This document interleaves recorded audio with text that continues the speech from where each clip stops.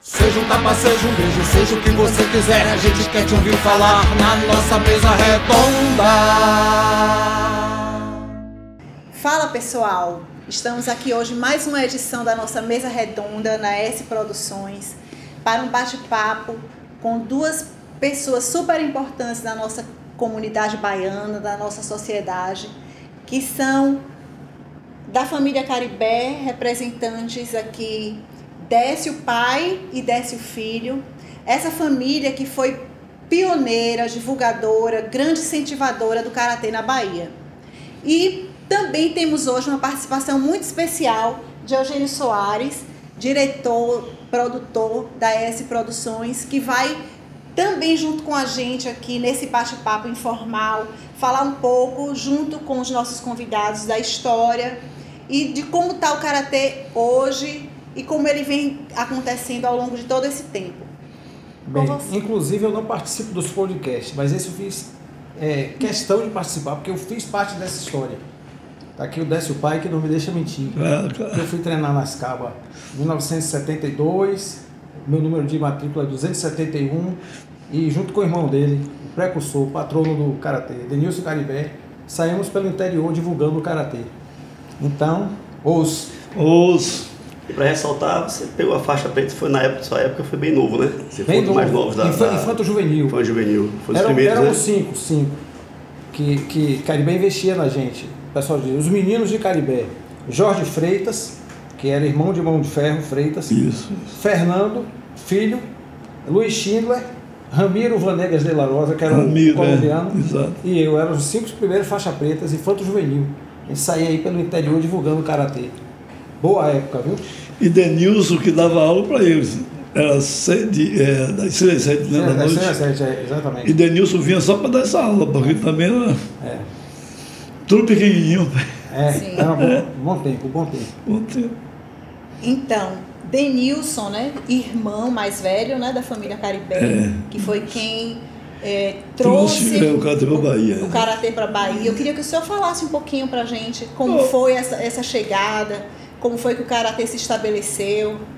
A história é muito... Vou tentar explicar. Denilson, ele gostava de esporte, capoeira, futebol, jogava muita bola. E teve uma lesão, e ele frequentava a academia Acrópole, que era uma academia de musculação. Ele fazendo um reforço muscular na perna, uma lesão que aconteceu jogando bola, conheceu um japonês que estava lá fazendo movimento. Ele perguntou quem é aquele japonês. Aí disseram que é karatê, quem é ele? Aí começou a fazer amizade com o japonês, começou a aprender. Sim. Depois de um período, esse japonês desapareceu do Acrópole, dessa academia. E Denilson, curioso para saber quem é esse japonês, chegou ao ponto de procurar saber onde é que eu acho esse japonês. Nisso, rapaz, eu vi ele em Brotas, em tal lugar assim, Deus foi atrás.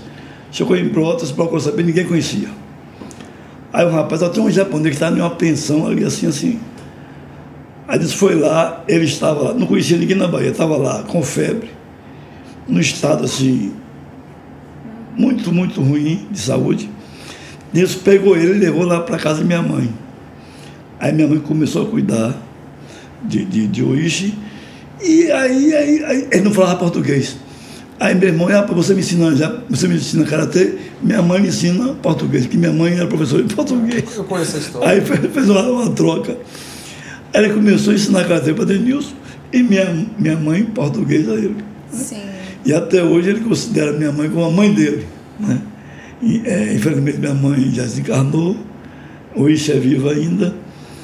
E a história começou por aí. Nisso aí já foram disputar campeonato em São Paulo, no Rio. Aí o karatê foi evoluindo dessa forma.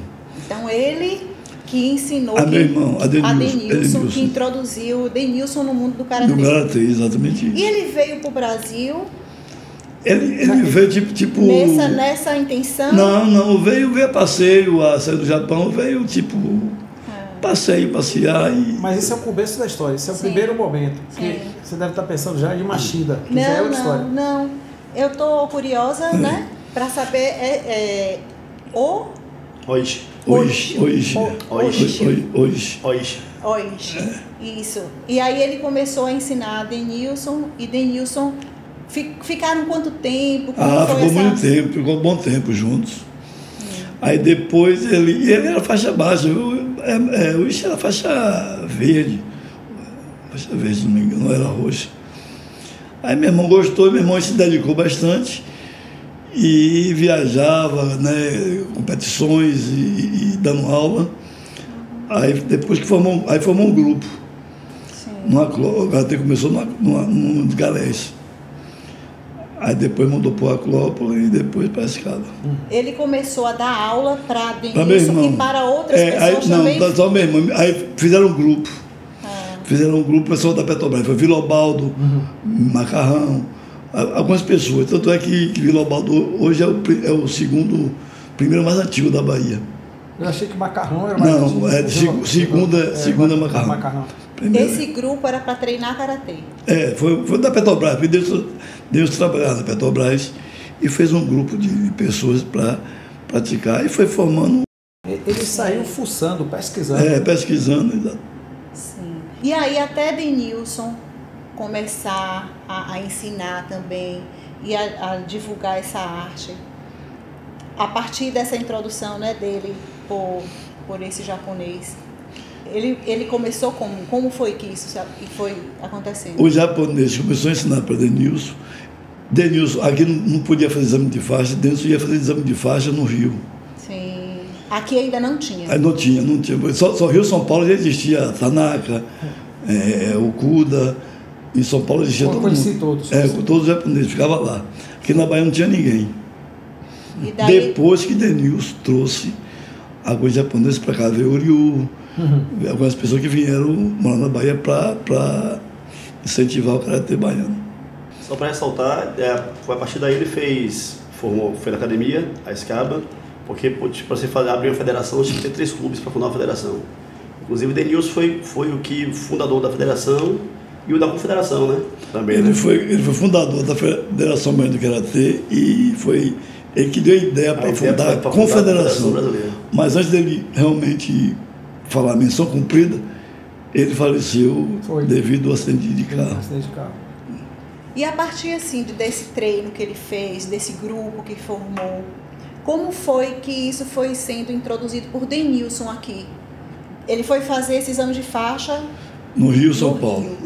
E a partir daí ele voltou... Começou a ensinar. Começou a ensinar. Aí o Ishi foi embora.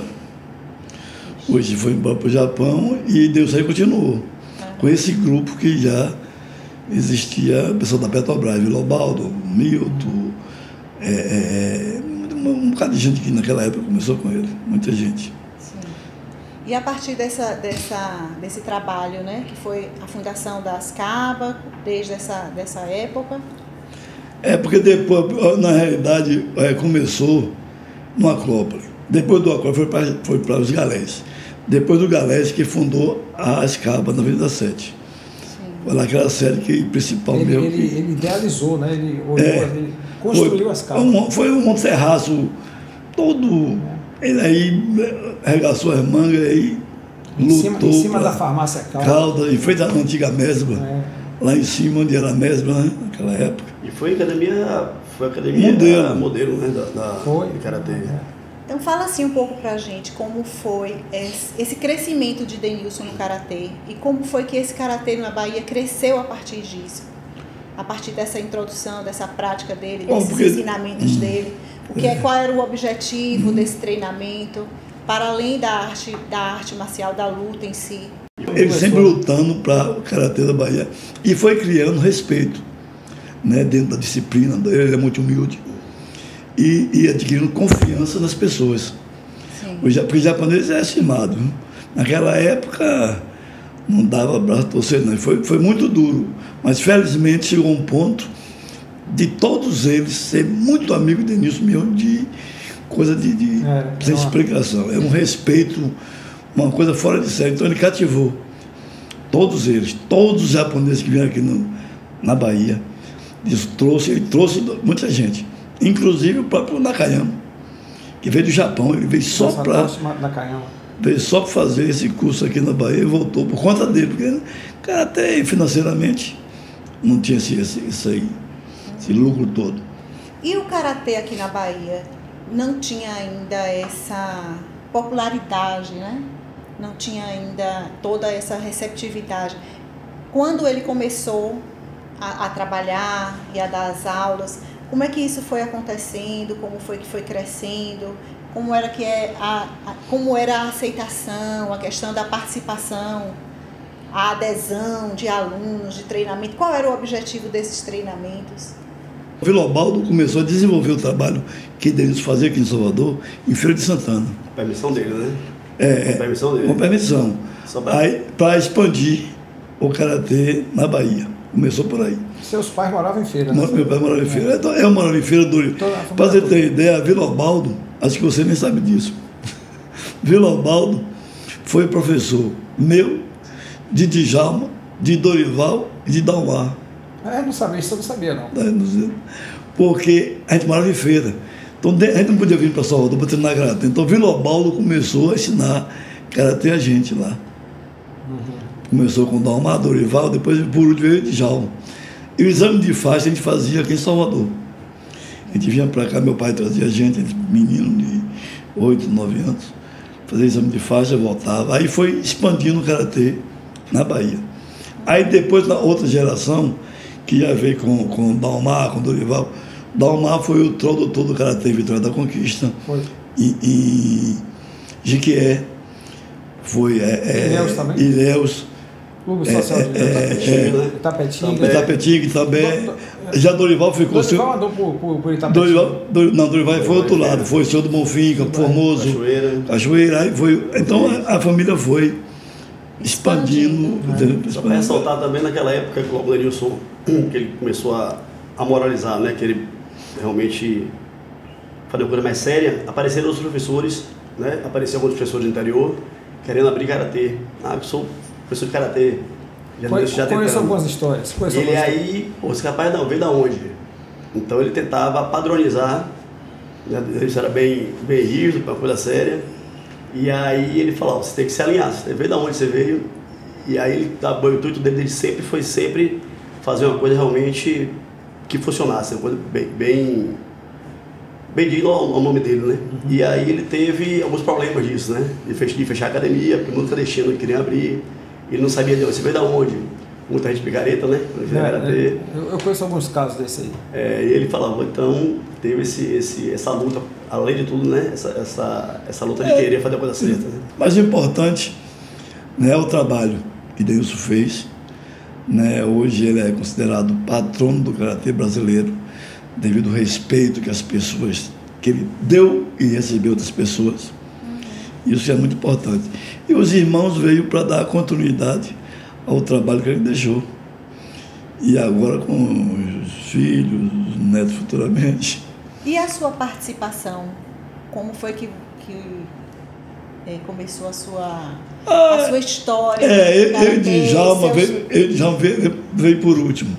O mais novo. O mais novo, né? A gente veio por último, foi incentivo meu, vendo ele fazer.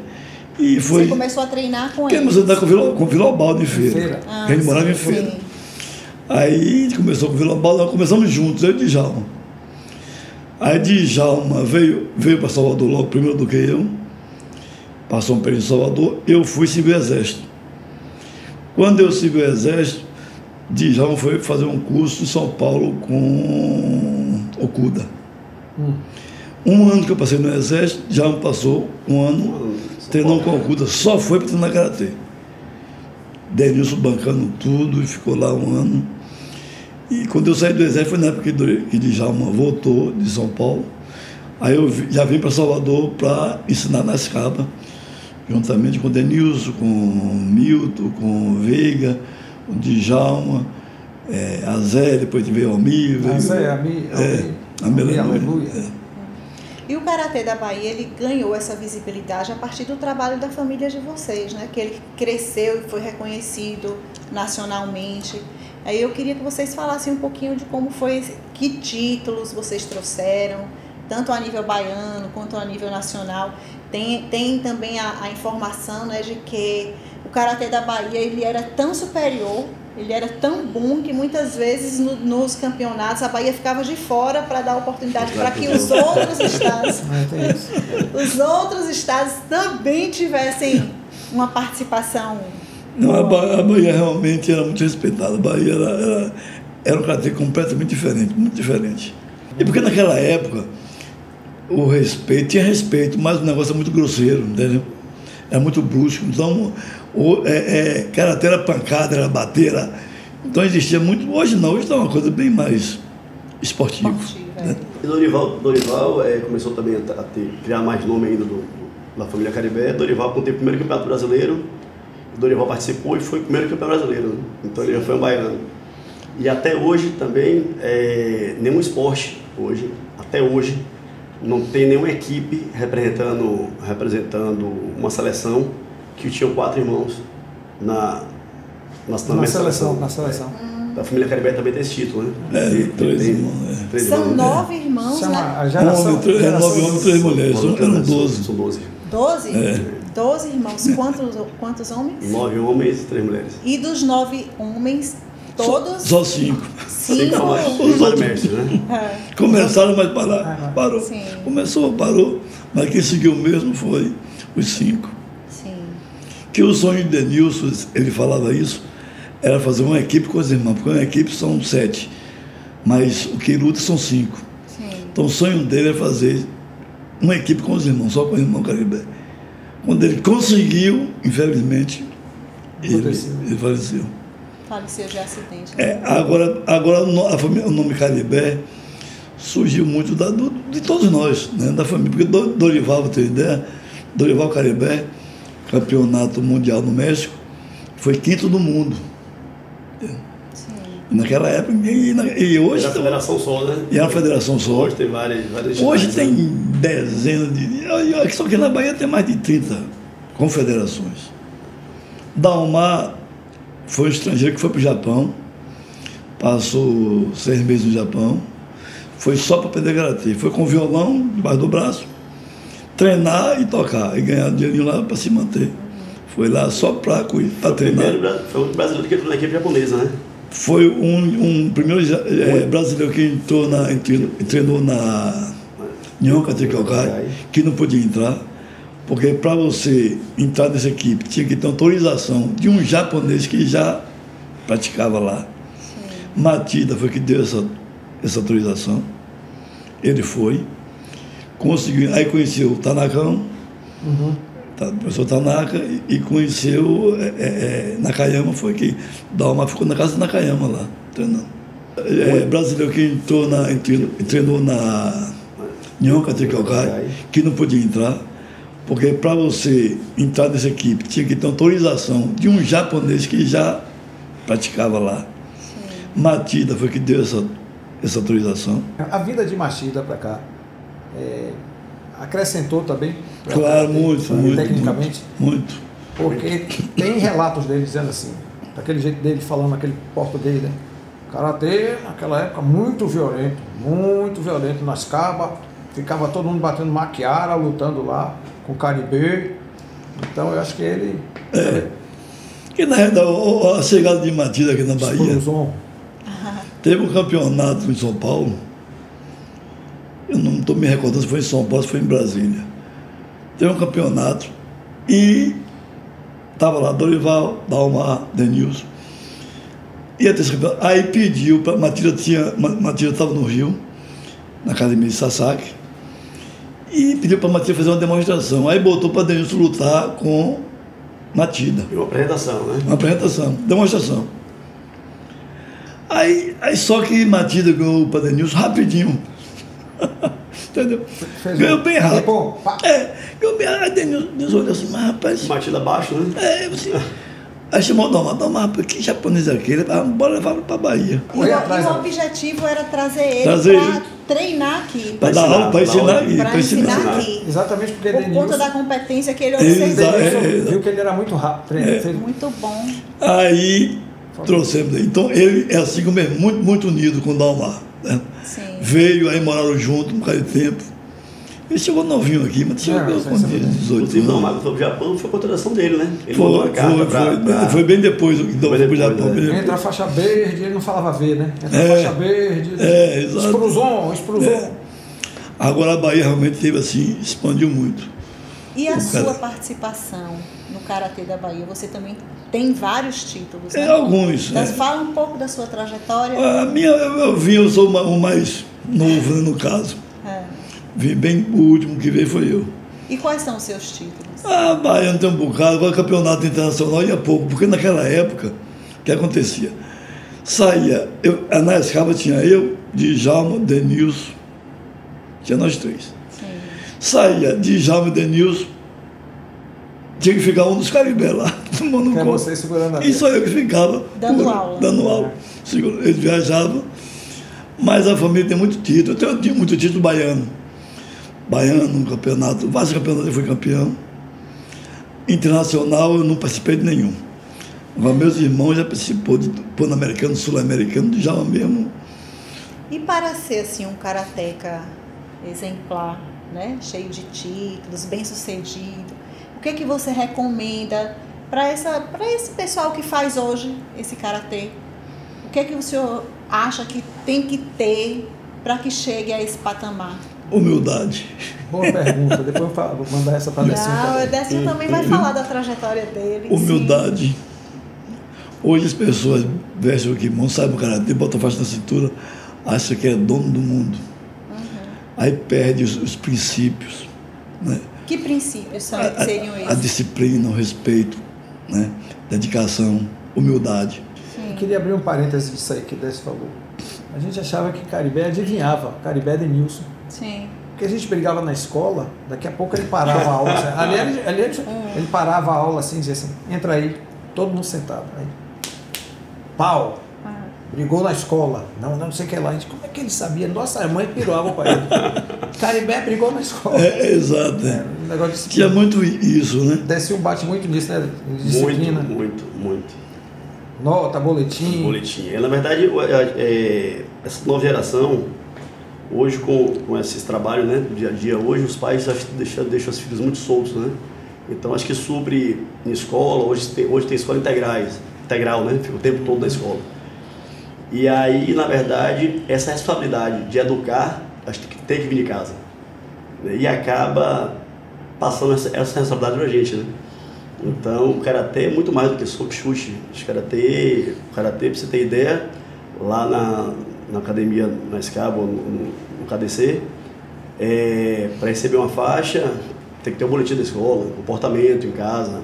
Então, antes ele faz o exame de faixa, quando sai o resultado, eu só entrego ao resultado da faixa. Se estiver bom na escola, boletim, comportamento em casa, são atletas, tem que alimentar direito, dormir bem. Então, a gente sempre fica batendo nisso. O karatê é muita hierarquia, né? A gente trabalha muito hierarquia. Hoje não tem hierarquia, não tem respeito, né? Então a gente sempre fica frisando nisso aí. Eu acho que a competição em si tem um lado bom, tem um lado também negativo, mas o lado mais positivo, bacana, é você ser reconhecido e escutar uma mãe mandar uma mensagem e falar, poxa, gratidão, meu filho, eu tenho muita gratidão pelo que meu filho é hoje. Eu, apesar de ser o mais novo, eu sou da segunda geração, mas já formei algumas faixas pretas, alguns. E é bacana me ver na rua, bicho, gratidão pelo karatê, então é muito, eu acho que isso nada paga, não tem dinheiro que pague esse elogio, né? Esse carinho que eles têm. E o respeito. Você vê onde a gente sai, quando eu saio, onde tiver, o mestre sabe aí, onde a gente sai, em shopping, o pessoal, mestre, é um prazer. Pô, que bom te ver, que bom. Então, acho que nada paga isso, não. Acho que o mais importante é isso. O bater e o chutar é a coisa mais fácil de ter para ensinar, né? Mas acho que a disciplina é uma coisa mais complicada de você se passar para uma criança. E isso foi um aspecto, né, que vocês priorizaram sempre, desde o início, desde Denilson, os outros irmãos que vieram sucessivamente.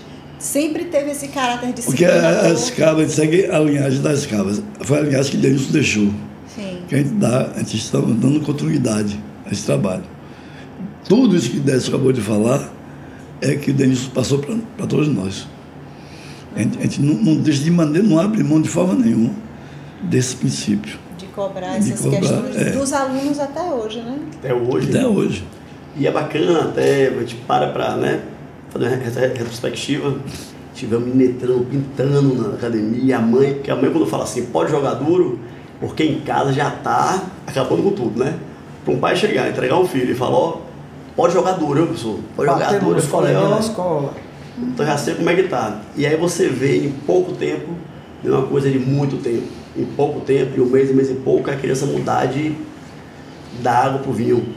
Recentemente nós fizemos um evento, você está fazendo evento, e como eu te falei, é muito gratificante, é muito gostoso você ser reconhecido por esse, não porque o atleta foi campeão, porque meu filho foi campeão, também é bacana, mas o mais gostoso, que medalha enferruja e medalha se desfaz e perde, mas o caráter não, né? O cara, você tem um caráter hoje, eu acho que ser homem hoje não é ser o sexo masculino, né? É você ter um caráter, uma palavra de é isso e é isso, então a gente frisa muito isso.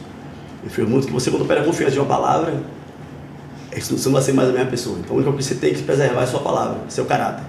E a gente bate bastante nisso lá. E vem dando certo. Bastante. O karatê prepara para a vida, eu acho. E eu acho também que é mediador.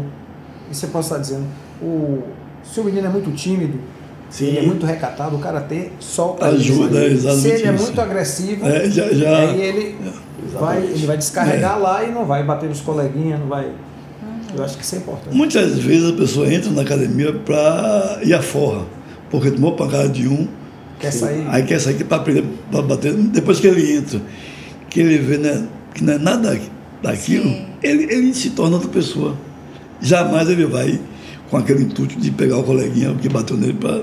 Porque você, quando sabe, você sabe o seu potencial. Né? Sim. Aí você começa a limitar sua eficiência, aí você fica mais calmo, mais tranquilo. Isso aí é muito bom para extravasar, né? O senhor falou uma coisa importante, interessante, que é a questão da persistência, né? A questão, assim, de não desistir. Então, assim, às vezes diante de um obstáculo, às vezes diante de uma dificuldade, às vezes diante de uma coisa que é posta ali, que vem de encontro ao objetivo inicial do atleta. Ele entra ali buscando uma coisa, mas se ele não encontra aquilo, eu acho que só fica quem se adapta à filosofia. Claro, exatamente isso. Né? Se não se adaptar a essa filosofia, acaba não seguindo, vamos dizer assim. Vocês observam isso? Sim, claro. Tem pessoa que entra com esse intuito, né? Você vê que entra para bater, ou ele, se ele ficar, ele vai ser uma boa pessoa, um bom atleta. Mas tem uns que vê que não é aquilo, ele sai, ele mesmo sai por si, não precisa nem a gente. E tem vários relatos, né? Dos próprios atletas contarem. Ou seja, a gente nem sabia, e depois de um tempo falar, mestre, eu sou o que sou hoje, graças ao caráter que eu tenho hoje, porque eu entrei no karatê, porque eu era caceteiro na rua, e eu tomei porrada de um colega, e entrei, e eu vi que agora não tem. Eu fiquei muito mais disciplinado, muito menos violento. Então isso é bacana. Vocês consideram que a maioria continua? Existe essa observação? Ou a maioria sai? Atualmente? Na realidade, a maioria continua. E sempre bota os filhos para seguir esse mesmo caminho que ele seguiu. Porque vê o benefício do resultado, exatamente, né? isso. O interessante é que ultimamente estou tendo, já há um bom tempo já, os pais colocam os filhos, e aí acaba entrando, assistindo a aula, papai não faz também, acaba entrando, fazer aula com os filhos saem e os pais continuam. Então assim, eu tenho muito aluno lá, que tem um filho pequeno, que tem os horários de só criança e só, mas aí chegou o ponto de estar abrindo, fazendo esse mix. Porque muitos pais querem fazer com os filhos, para incentivar os filhos, e acaba os filhos, e o pai acaba se empolgando também, e hoje tem um chamarrão lá, que começou, o filho já graduado, ele entrou para incentivar o filho, para se ficar mais do filho, e aí o filho desistia e ele continuou no karatê. Então a gente agrega, inclusive mães. Sim. As mulheres aí também, inclusive está convidada para fazer uma aula, né? Até uma nessa das mulheres, eu queria que ela falasse sobre isso, a mulher do karatê. Porque, assim, por exemplo, vocês, 12 irmãos, 9 homens. 3 mulheres. Desses 9, 5 treinaram, 3 mulheres. 5 viraram mestres, né? Os 5 mestres. 5 mestres. Os outros treinaram, mas não seguiram. Sim, sim. E daí das 3 mulheres, apenas uma, né? Tive que monozinho treinar no judinho, mas depois saía. Deixa eu dizer que a filha dela, Sabrina, é faixa preta. Né? Minha filha. Fez uma Saidai. Foi? Minha filha. Bacana. E assim, Sabrina E assim, eu tenho até esse testemunho meu, né? Como mãe, como uma pessoa que teve uma filha que foi treinada no karatê. E assim, o tanto que eu observei a disciplina dela, a postura dela. Não só o aspecto postural físico, né? O quanto de benefício físico o karatê trouxe para ela, mas assim, a questão do foco, a questão da determinação, a questão do controle, um autocontrole, foram coisas que eu observei na trajetória dela no karatê. Mas assim, a participação feminina, ela aumentou bastante. Aumentou muito. Mas ainda é pouca ou de fato vocês ainda consideram? É pouca, já foi menos, né? Tá melhorando. Já foi menos. Inclusive, há um tempo atrás, se eu não recordo, só foi um campeonato só para mulher. No português. Mas tem um tempinho isso. Então, lá, pelo menos na Barra, tem muita mulher. Muita. E assim, as mulheres, elas buscam o quê? O que é que vocês consideram que elas buscam mais? Porque a gente sabe que o karatê é uma arte marcial que ele preza pela autodefesa. Claro. Né? A questão assim, de não ser o agressor, mas aquele que sabe se defender. Então, eu acho que é muito interessante para a mulher, principalmente na sociedade que a gente vive, né? Que ainda existe muita violência contra a mulher, inclusive violência doméstica, violência social. Então, seria uma coisa bacana para as mulheres fazerem, né? Você o que vocês aconselham para as mulheres que estão vendo a gente?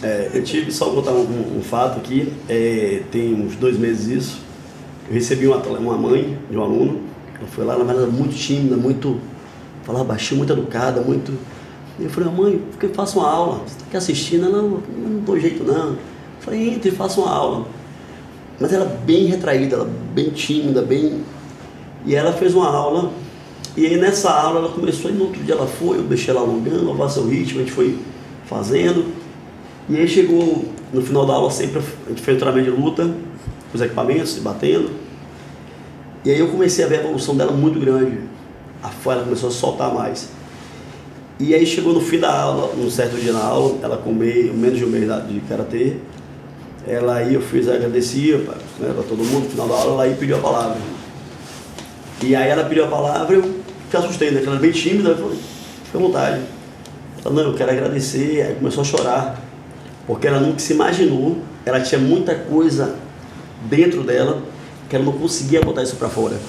Então lá no karatê, ela conseguiu tirar esse peso todo que ela tem de estresse de trabalho, de família, que prendia ela, que deixava ela meio tímida. Pra você ter ideia, ela fechava a mão, não sabia nem fechar a mão direito. Então ela conseguiu passar por esse bloqueio e foi bacana. Isso aí incentivou muitas pessoas que estavam assistindo na hora. E ela em lágrimas, ela me abraçou, de gratidão pelo que eu sou hoje. E eu fiquei surpreso porque eu nunca imaginei, né, uma pessoa ter tanta coisa presa e conseguir extravasar no momento, nesse tempinho mínimo de aula, né, que é 1 horinha só de aula. E ela conseguiu evoluir bastante, tirar esse peso dela. Hoje é nossa atleta lá, que participa de todas as aulas. O filho está lá junto também. E tem muitas mães aí participando também das aulas lá. Muita grupo feminino. E como técnica assim, de autodefesa? Porque assim, a gente sabe que, de uma maneira geral, a atividade física ela proporciona isso. A atividade física, seja ela qual for, né? Essa questão de liberação de tensão, a questão de melhora de humor, de trabalhar essa questão de expressividade da pessoa. Medição, compulsão. Isso, endorfina, né? A endorfina solta isso bastante, né? Na verdade, o karatê, quase nenhum karateca sabe, o karatê é uma das artes mais completas que existe, né? Então o pessoal acha que, porque o judô é em cima, jiu-jitsu é embaixo, o karatê é só chute e soco. Não, o karatê tem trabalho de chão, de defesa pessoal, de mobilização, de distância, então tudo isso. Só que infelizmente os professores atuais não trabalham isso. Então assim, tem defesa pessoal do Karatê. Então o que é o Karatê? O Karatê não é o grande, o pequeno conseguir vencer do grande, é o magro conseguir vencer o gordo. Então são sempre, o Karatê tem para todos os tipos de pessoas, não tem classificação para pessoa específica que faça o Karatê. Ele está aberto para todo mundo. E não tem idade também. Não tem idade, não tem idade. Pode ser de 4 a 90. Não tem idade, não tem tipo físico, nada. Então as mulheres, a gente faz um trabalho específico, ou seja, ela faz a aula, a gente acaba passando as coisas e começa a dar essa autoconfiança. A gente sabe, é nítido, a força física de um masculino é completamente diferente do feminino, então, mas todas elas têm essa noção de pelo menos se vem acontecer, de sabe se defender, contra-atacar, e é o tempo de estar essa invasão, né? O cara não espera. O cara não espera. Não espera que... O Karatê é uma coisa mágica, né? O Karatê, como eu te falei, é muito mais que soco chute. E o mais importante do Karatê é, através de treinamentos, da disciplina, surgem alguns atletas, né? Que não é objetivo, não dou aula de Karatê para fazer atleta. As coisas vão acontecendo. Inclusive seu sobrinho, seu neto, vem se destacando em competições. Gabriel foi campeão da Taça Denilson Caribé, Gabriel já foi campeão brasileiro na primeira etapa. Gabriel foi convocado agora para o Mundial na Sérvia, dia 11 e 12 de junho. E além dele, a gente fez atleta já de novos, eu tive atletas vice-campeão sul-americano, já tenho atleta tricampeão brasileiro, novos, de 12 anos. Então o Karatê proporciona também isso, o menino sair do estado, né, ir para outro estado, representar o estado dele, representar o país dele. Eu acho que é muito bacana isso também. Sociabiliza. E dá oportunidades, né, de até da pessoa sair. Eu tive atletas que não tinham condições, nunca tinha saído da Bahia. E o Karatê proporcionou ele ir para o Ceará, ele ir para o Rio de Janeiro, ele ir para Vitória. E ele é grato, ele, mestre, eu nunca tive condições de fazer uma viagem. E hoje eu conheço vários estados graças ao Karatê. Então, é muito além do que a gente imagina, né? Só de chute e soco. Né? Estamos aqui nesse bate-papo na nossa mesa redonda, né? Justamente para a gente fazer esse bate-papo mesmo. E vocês podem falar o que quiserem, quando quiserem. A ideia é a gente trocar mesmo informação. Eu fico muito no saudosismo, né? Quando fala de Karatê, eu fico com saudade daquela época, né? Por exemplo, não tinha peso, os campeonatos não tinham peso, né? Exatamente. Tinha aquele, qual é o nome daquele da Acrópole? Zé Mendes. O cara tinha 2 metros, gigante, daqui a pouco ele podia ser escalado para lutar com um magrinho. E foi pequenininho, então não tinha peso. Foi naquela começo nós conversamos, né? Sobre o Karatê não tem tamanho, não tem. E hoje tudo é peso, idade, né? Tem várias regras. É por categoria, né? Também. Agora é o seguinte, porque naquela época, você era convocado para o baiano, você podia pegar o cara de 2 metros, pegar até uma mão. Era sorteio. Sorteio, né? Sim. Hoje não, hoje é peso, é idade, sua idade, seu peso, a categoria. Aí você vai lutar, aí é por isso que hoje tem vários campeões. Eu tive no Jornal à Tarde há muito tempo, que meu irmão tinha uma matéria, tem muito amigo de Denilson lá, que trabalhava no Jornal à Tarde, e eu estive lá para levar uma matéria sobre o campeonato. Eu falei assim, pô, esse Caribé, hoje, rapaz, é tanto campeão, que a gente nem sabe quem é quem, porque é tanta federação. Sim. E as federações, por peso, é campeão de 65 a 70. É campeão de... Então, em vários campeões, em várias federações. Então, realmente, né, eu fico triste, né, porque deveria ser uma federação só. Infelizmente, a nova lei Zico, lei Pelé, foi que deu realmente abertura que 3 clubes em estado diferente podem fundar uma confederação. Então, sinceramente, eu fiquei massificou. Muito triste com isso. Sim.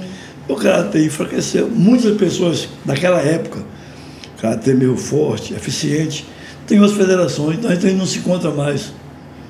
Então isso aí realmente a Bahia, naquela época, a Bahia era muito respeitado.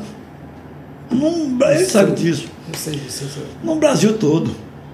Né? Voltando ao assunto da Bahia, né? Quando o Denilson começou a ensinar, desenvolver o karatê na Bahia, as pessoas também que deu continuidade para o karatê da Bahia crescer foi Ivo Rangel, fez uma parcela muito boa, professor Veiga, uma parcela muito boa, Milton Moncasio, uma parcela muito boa. Eles que ficaram aqui na Bahia, Alberto Fonseca deu uma participação muito boa na Bahia. Aí o karatê da Bahia foi crescendo. Então o karatê da Bahia era respeitado no mundo todo. Alberto Fumacinha? Alberto Fonseca, Alberto Fumacinha. É. E naquela época era um karatê só. Aí vê, né, essa evolução, realmente a gente tem que remar de acordo com a maré. Mas o karatê o importante é que algumas pessoas estão mantendo ainda a tradição, né? O respeito, a disciplina e realmente levando o karatê adiante. Isso é importante para todos nós. E aí, quando você, que é de uma segunda geração, né, dessa família Caribé, trabalha hoje em dia formando esses atletas e a sua própria trajetória como atleta, não só como professor, como é que você vê isso? E fala um pouco pra gente também da sua trajetória dentro dessa linda arte. Dessa arte. Na verdade, eu comecei que era... Deixa eu interromper você um pouquinho, olha. Decinho, ele sempre foi bom de catar, muito bom. E no comitê também. Você vê o tanto quanto o karatê mudou. Quando ele foi campeão de catar algumas vezes, campeão baiano. E tinha um catar que ele fazia muito bem, eu achava, era o Sul. Difícil demais. Ele fazia esse catar muito bem. E eu chamei meu irmão, Dalmar Caribé, que esteve no Japão. Aí perguntei, Dalmar, olha esse catar de Decinho aí. Aí Dalmar ficou lá olhando, Decinho fez o catar. Terminou, Dalmar falou assim, rapaz, o catar tá excelente. Só tem um problema. Ele não está preparado psicologicamente, espiritualmente para fazer esse karatê, devido à idade dele. E esse saber karatê, que o senhor fala assim, dessa maturidade espiritual, tem a ver com isso? Tem muita coisa a ver. É isso que, né? Quando fala assim, exato. O que seria essa maturidade espiritual? É essa... Dedicação, respeito, né? Humildade e querer vencer a si próprio. Porque é fácil, você quando chega a uma graduação, você logo pensa em ir para outra. Porque o sonho de todo mundo é ficar faixa preta. Sim. Aí eu pergunto, as pessoas, eu passei esse tempo todo. Então você, por isso que Denilson era contra graduação. Por exemplo, exame de faixa preta. Quando eu fiz exame de faixa preta, marrom para preto, fizeram 29 atletas na escaba. Naquela época também, o resultado dava na hora. Sabe quantas pessoas passaram nesse exame de faixa? A Bahia toda, viu? Porque naquela época existia poucos atletas de fora. Todo mundo vinha fazer exame de faixa em Salvador. Conquista, Jiquié, todo o interior da Bahia vinha para Salvador. Nesse dia tinha 29 atletas. Passaram 3. Hoje, raramente perde uma pessoa. Isso aí. Então, a gente fica até sentido com isso. Né? Não está tendo aquela... Exige muito, mas... Não se observa essa maturidade espiritual. Exatamente. Essa consciência do atleta, de ter uma capacitação, uma exigência com ele mesmo, exatamente, de ser técnico, né? Aí chega... Aí o cara sobe para a cabeça. Chega a faixa preta, acha que é o bambambam. Aí não sabe realmente o valor que o que é fazer. Você, quem sabe muito isso, sabe. Faixa preta você vai começar a aprender.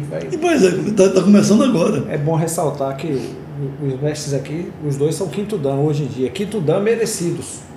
Não é isso? Merecido. Mas ele está nos oitavos, né? No tempo que ele tem de... Já era para ser oitavo. Olha o Djalma, viu? Vou dar um som de Djalma. Djalma. Porque na família, os 5 sempre teve destaque, né? Então, o nome Caribé não foi só de Denilson. Veio Dorival. Vem até Dalmar. hoje, né? Aí vem. Então, o próprio Dalmar. Dalmar, Dorival, Djalma, por exemplo, um repórter, uma certa vez, chegou para e perguntou: Djalma Caribé, campeão brasileiro, quantos títulos você tem? Djalma, ele ficou assim, não me leva mal, mas eu não gosto de falar dos títulos que eu tenho, porque parece até que você está se descendo com aquilo, tá? Não. Ele detesta. O Djalma é uma pessoa, o mais completo da família, em termos de karatê. Foi Djalma. Vários títulos, foi uma coisa assim, uma coisa inédita. E Dorival foi o que treinava menos, entendeu? Mas ganhava tudo. Tinha muita técnica. Como assim? Catar não. O Catar, ele sempre era fraco em Catar. Mas comitê, você podia treinar o ano todo. Ele não treinava um dia e ganhava. Ele conseguia ganhar. Ele nasceu com um dom que até hoje não tem explicação. Um tempo de entrada que, rapaz, é uma coisa assim, todo mundo comenta isso. Aí a gente treinava 4 horas por dia, eu, Djalma. Aí Dorival falou assim: o que adianta você treinar 4 horas por dia? A luta é 2 minutos. Entendeu? Então a gente aí, mas Dorival assim, não conseguia não. Tanto é que no Campeonato Brasileiro, o primeiro Campeonato Brasileiro, sabe que foi a final?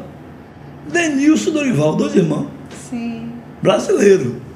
Essa para mim é surpresa. É mesmo? O brasileiro, o Brasil todo participando.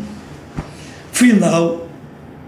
Foram os 2 da Bahia e os 2 irmãos. Quem levou essa? Dorival ganhou. Essa eu não sabia. Agora é importante falar assim que ele era um talento nato, né? Tecnicamente, Dorival, né? Tinha essa predisposição. Mas a maioria dos atletas não é assim. O treino tem que ser... não, claro. O treino tem que ser... Todo quem treinava 4 horas por dia, treinava pouquinho. Agora, força física era Dalmar, né? Tinha técnica também. Agora, força... Não, é Dalmar. De Dalmar. Dalmar, aquele chute dele... Esse meu marido, ele tinha que tapar o ouvido e armar uma chupeta que saía voado. Dalmar foi o único estrangeiro que participou na equipe japonesa e ficou em 2º lugar. Uma coisa inédita na época, né?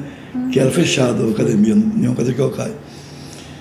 E ele foi capitão da equipe japonesa, um estrangeiro. E entrar na equipe japonesa, que é uma coisa que não existe. Na época não existia. Eu me lembro dessa época que ele foi para lá. Foi para o Japão. E fazer parte da equipe. Afinal, ele que disputou a final.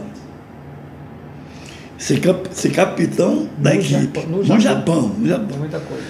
Ele ganhou a medalha, para você ver o tipo da humildade que nós aprendemos com o Denilson, tudo isso. A disciplina, o respeito. Denilson, ele ganhou a medalha, né? Vice-campeão. Tirou a medalha, chegou para o professor Nakayama. Foi entregar a medalha. Tipo assim. Aí pegou a medalha, botou no pescoço dele de volta. Você vê o respeito. Todos os japoneses, todos, como eu acabei de falar naquela primeira etapa, tem um respeito muito grande por Denilson. Todos eles. Tanaka do Rio. Quando meu irmão faleceu, ele esteve aqui na Bahia, falou assim: eu não volto mais nunca na Bahia. E não voltou mesmo. Há mais de 30 anos. Não voltou, não pisou mais os pés, nem para dar curso, para nada. O carinho, a afinidade que tinha com a família. É uma perda. É uma perca que realmente, de novo. Ele faleceu com 44 anos de idade. Mas ia fazer muita coisa ainda, né? Muita coisa. Dentro dessa realidade de hoje, né, que você estava falando aí, voltando um pouquinho, e que Eugênio abordou, né, de que hoje em dia é mais difícil, né, diante dessa educação que a gente tem. Essa questão da disciplina, essa questão da hierarquia, isso consegue ser trabalhado hoje na Ascaba, junto dos seus alunos, de uma forma tranquila? Ou... Sim, tem que... Ou ele se enquadra ou não fica. Ou ele se enquadra ou não fica. que acontece é, muitos professores acham que o karatê perdeu um pouco da essência, porque quando visa dinheiro, né? Então muitos professores, pô, se eu tratar meu aluno assim, eu vou perder esse dinheiro para comprar o pão de cada dia. E eu acho que quando envolve dinheiro, eu acho que fica um pouco mais sujo a arte marcial.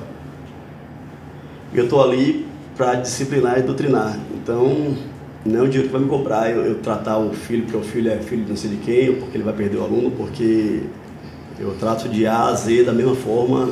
E lá dentro, até teve casos de mãe, o menino fazer uma criação e a mãe queria entrar, para eu ir, mamãe, calma aí, daqui para fora, toda da senhora, mas daqui para dentro, a partir do momento que a senhora entra aqui, já sobe, já passa por cima da minha autoridade aqui.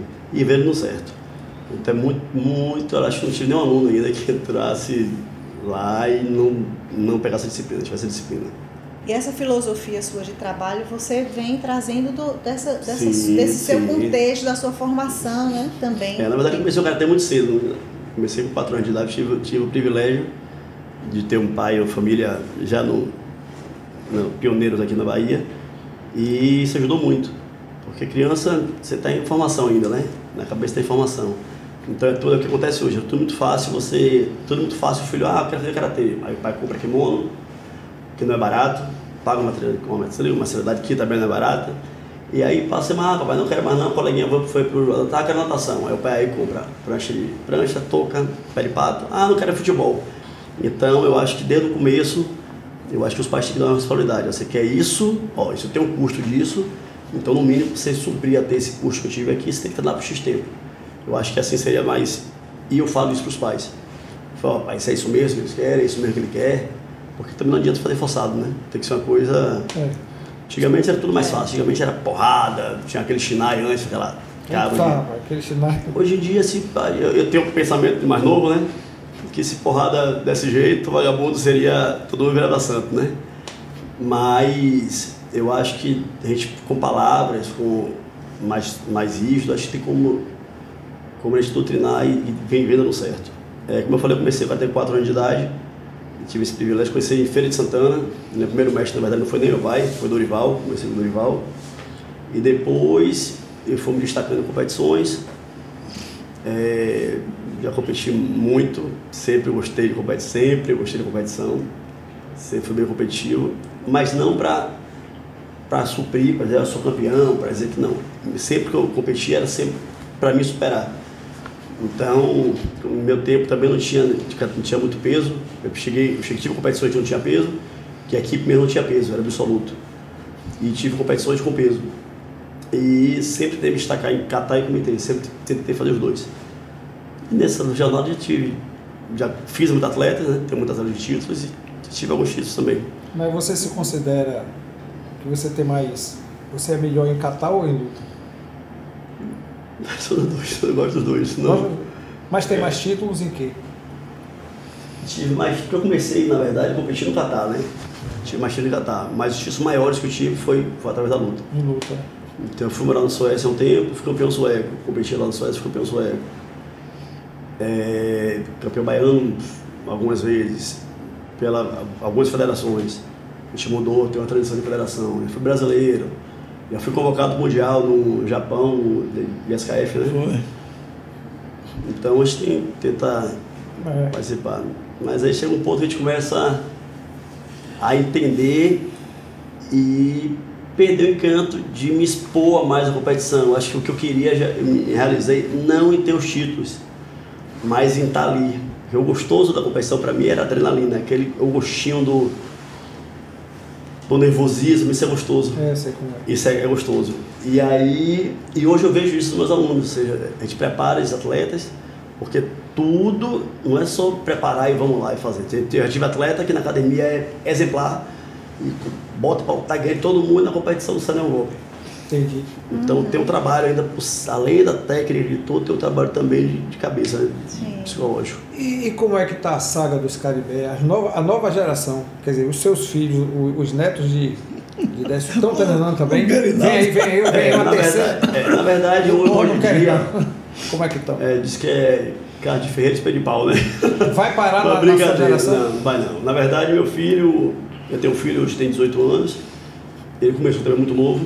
Quando ele saiu do hospital, nasceu, eu fiz um kimono pequenininho para ele, saiu de kimono e faixa preta. E ele gostava muito. Mas aí é o tempo dele.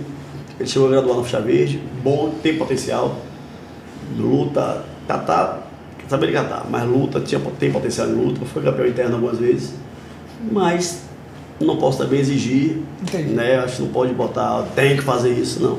A fase é dele, ele experimentou, o que eu exijo dele é que ele não deixe de fazer meu esporte. Ou seja, que eu preferia que fosse no karatê, mas se não no karatê, faça um futebol, faça um vôlei, faça uma corrida, volta. Não, vai voltar, é por isso mesmo que eu acho que forçado não, e eu nunca fui forçado a fazer. Agora, dentro desse foco aí que vocês entraram, eu queria saber, assim, acho que é bacana, qual é a sua impressão, qual é a referência que você tem, o que é que representa seu pai no karatê para você? Tudo, né? Não tem como ser influenciado. Meu pai é meu mestre, né? É um cara que eu sou o que sou hoje, devo a ele, né? Minha família é tudo, então, que eu sou o homem que eu sou hoje, foi graças a ele. Então, e o Paulo, interessante que não é só pai, né? Porque é um pai solteiro, né? Então, a gente tem, além de ser pai, é um amigo. Porque você tem respeito pelo pai, já é uma coisa mundialmente conhecida. Mas você tem uma amizade com o pai, acho que é mais do que isso, do que ser só tratado como pai, né? Geralmente se trata como pai, amigo, irmão, seu melhor amigo, seu parceiro, então isso vem. E eu acho que por isso que eu consigo passar um pouco que eu sei para meus filhos e para os meus alunos. Para os seus alunos. Porque assim, um carinho que eu tenho para os meus alunos, eu trato como filho. Muitas vezes não cai nem a ficha. Quanto isso é importante na vida da formação desses pequenininhos. Né? E veio muito bacana isso, muito gratificante essa realidade nossa, esse trabalho. Né? E o senhor, quando vê seu filho com essa carreira, com essa formação, o que representa, como é que o senhor se sente? Eu falo assim, missão cumprida. É tudo que eu aprendi, passei para eles. Né? Tudo. Então é gratificante, né? Você vê o futuro, você vê o desenvolvimento, o trabalho que ele está fazendo foi o que ele aprendeu. A gente fica realizado, né? E orgulhoso. Que bom. Agora, outra coisa que eu queria também assim, abordar, que eu acho que vocês falaram aí, da questão de que, sei que vocês estão assim, visivelmente emocionados. Eu percebi. Visivelmente emocionados, e é bacana pra gente poder... Mas deixa eu te dizer, ele também tinha uma relação, apesar de não ter conhecido com o pai dele, assim, uma vez eu estava com ele tocando umas serestas, eu vou lhe levar para a feira para você tocar para meu pai. Foi, né? Ele tem uma coisa com o pai. De família, é nosso. E a gente está aqui testemunhando isso, é muito gostoso. A gente fica muito agradecido. Obrigado. Gratidão. Com relação a essa formação de atletas, com relação a essas convocações que você falou agora para esse Mundial, como é que fica a questão do incentivo? Como é que fica a questão dos patrocínios? Como é que fica o apoio? Hoje está muito difícil. Antigamente, o que acontecia? Você, para disputar o brasileiro, você tinha que ser campeão baiano. Se você não fosse campeão baiano, você não ia para o brasileiro. Então, eu escolheria os melhores da Bahia para disputar campeonato fora. Hoje chegou em um tal ponto, você foi convocado, você não tem condição de ir financeiramente, ele pode ir em seu lugar, você pode ir no lugar dele. O segundo, né? O segundo e o terceiro. Hein? O segundo e o terceiro. Antes, né? Antes, aí você ficou em primeiro lugar, eu em segundo. Você foi convocado, você não pôde ir, eu ia. Eu não posso ir, questão financeira, se você tiver uma condição boa, se seu pai tiver dinheiro, mesmo você tecnicamente não está capacitado, se você se inscreve, você vai. Foi o que está acontecendo nos campeonatos baianos. Então, e pelo regulamento, na realidade, Só quem deve ir é quem foi campeão, ou vice. Agora, não tem patrocínio. A federação não banca. A federação não banca, né? Então, você tem que se virar quando pode. Chega ao ponto de abrir uma convocação, uma seletiva, para preencher a chave. Aí você não foi campeão de nada, chegou lá, se apresentou, você mais outro, aí você vai. Aí você vai representando a Bahia. Então eu achei assim uma coisa não é correto, eu acho. O esporte amador já tem essa carência de apoio, né? E seja ele qual for, já é carente de apoio. O karatê, depois de tornar olímpico, ele se tornou ainda mais caro. Porque um atleta pré-competição hoje no brasileiro, normalmente é sempre longe da Bahia, a passagem é cara, a hospedagem é caro, material é muito caro, porque você tem que ter caneleira, tem que ter protetor de pele, tórax, bocal, luva, 2 cores de luva, 2 cores de... Então é muito caro o material, o que é muito específico, tem que ter homologado devido às Olimpíadas. Só que antigamente só uma federação iria, só o do Comitê Olímpico, o do participar do COI, que ia para as Olimpíadas. Hoje está mais difícil, então estão pensando em criar uma liga e todas as federações significar essa liga se dividir para tirar os melhores para ir para a seletiva. Os atletas que eu tenho hoje, que vão para o Mundial, que foram convocados ao Mundial, eles foram campeão brasileiro e foram convocados para o Mundial. Sim. Né? Como eu te falei, vai ser na Sérvia, esse campeonato. Apoio é muito difícil, normalmente é o papai trocínio, né? Mas ainda tem algumas pessoas que se sensibilizam e tenta ajudar, mas ainda é muito carente o apoio ao esporte amador, não só o karatê, né? O esporte amador em si, a Bahia ainda peca muito nisso, coisas que outros países e outros estados têm bem mais apoio. Inclusive teve bons atletas da Bahia que moram na Bahia e disputam por outro estado, porque tem apoio no estado que não tem na Bahia. Que coisa. É triste isso, muito triste isso. E como é que isso poderia ser solucionado? Tem incentivo do governo federal, né? Porque tem incentivo de imposto, de estadual também tem, estadual, atleta, né? Tem o federal e o estadual, né?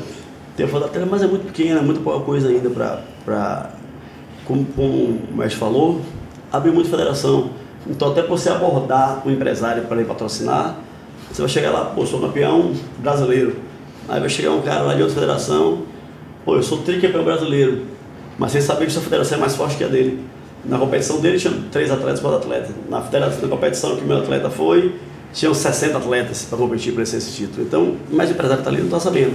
Então é muito fácil ele apoiar uma pessoa que chega lá com um currículo de 3 vezes campeão brasileiro do que uma pessoa que teve atualmente campeão brasileiro. Mas a gente reza muito para isso mudar, né? E tem que mudar, né? Que eu acho que a educação veio do esporte. Eu acho que tinha que também implementar essas artes marciais com doutrina em escolas e comunidade, para a gente ainda mais, ter mais apoio desses órgãos aí. Sim. Mas fica ainda bem precário essa ajuda, esse apoio. Né? Mas a gente tenta, através de um pai, de outro, vem uma coisa, faz outra coisa, e tenta fazer antes. Mas esporte amador sempre teve certa dificuldade. Então, só para finalizar, eu quero agradecer aqui essa excelente empresa e esse apoio de vocês, que isso aí que vai fazer esse resgate, né, de pessoas se comoverem e ver o esforço que cada criança faz e saber o que realmente a gente passa para botar uma criança dessa, para dar uma oportunidade da criança sair daqui de um estado, para representar seu estado e seu país fora daqui. Então, obrigado por esse apoio imenso e fica o convite para vocês, mulheres também, né, quebrar esse tabu aí que karatê é só luta, só para homem. Esqueça isso, não existe mais isso, né? Esse negócio de machismo não existe mais. Apesar de vocês mulheres devem ser tratadas sempre como uma rosa, né? Que eu fico incomodado quando eu vejo um homem tratar uma mulher mal. Uma coisa que me revolta é isso. Da poucas coisas que eu fico triste é uma das coisas. Mas fico convite para vocês conhecerem aí a história da família Caribé e fazer um treino com a gente. Hoje a Escaba está no Itaigara, a sede própria na Itaigara, em outros lugares. Hoje o KDC Eu estou hoje na Associação Atlética, estou no Yacht Clube e alguns outros dojos também, os filiais em Escócia. Tá certo? Então, muito obrigado. Eu queria dizer que a casa está sempre aberta e que hoje passou um filme na minha cabeça, conversando com o Décio, que foi minha história, né? Que eu considero, apesar de não ser um caribé, um bandeirante, porque eu ajudei o Denilson andar ali na C10 dele, pelo interior, divulgando karatê como infanto juvenil. Então, para mim, foi bem legal. Ele, Felipe Santana, Itabuna, tirando onda. Eu lembro, eu estava colado aí com vocês. Mas você é um caribé por tabela, porque seu irmão, seu filho, é um grande irmão meu. E acabou. Então, é um rapaz que eu tenho como irmão e tenho como que bom, tenho né? carinho. E é bom que você foi uma história também, né? Pro karatê da Bahia. Fez parte. Assim, eu achei que a conversa foi muito boa, muito proveitosa, muito rica. Eu espero até que, assim, quem está nos assistindo, né, aqui nessa mesa redonda, ao ouvir essa história, ao ver o valor, a grandiosidade, a contribuição que o karatê pode trazer, né, na formação, não só física, mas emocional, formação de caráter. Isso. Assim, que se puderem estar conhecendo mais, contribuindo para que esses atletas possam estar representando o nosso estado, o nosso país, nos campeonatos. Então, apesar de não ser esse o foco principal, né? Mas é importante também. Claro, claro. É importante para o crescimento, para o reconhecimento, para o valor. Então, assim, a gente está muito feliz, né? Hoje. Muito feliz. Com a participação, com a presença, com a oportunidade de poder escutar. Assim, eu confesso que como mulher, né? Eu fiquei assim, eu digo, ai, gente, por que é que eu nunca fiz karatê, né? Diante de tanta... Minha filha, apesar de ter feito, ela sempre até falava, minha mãe... Ela voltou agora. Voltou agora. Você devia treinar, fazer, aprender também. E eu estou me sentindo até motivada. É bom. Seja bem-vinda. Quem sabe? Então, gente, muito obrigada a quem acompanhou a gente. Se vocês gostaram, compartilhem. Se inscrevam nos nossos canais, tanto no Instagram quanto no YouTube. Acompanhem e a gente vem mais vezes, em outras oportunidades, trazer novos assuntos, trazer novas questões com relação à arte, a esporte, tudo que faz parte da cultura baiana, da nossa história. Esse é um espaço assim, democrático, onde a gente se põe, né, se expõe, todo mundo tem a oportunidade de falar, não só da questão do esporte ou da música, ou qual seja a arte que a gente esteja abordando aqui, mas também um pouco de cada um, da pessoa. Exato. Né? Então a gente está muito feliz, obrigada. Vamos lá, Obrigado a vocês. Vamos lá. Então vamos lá. Sim. Os.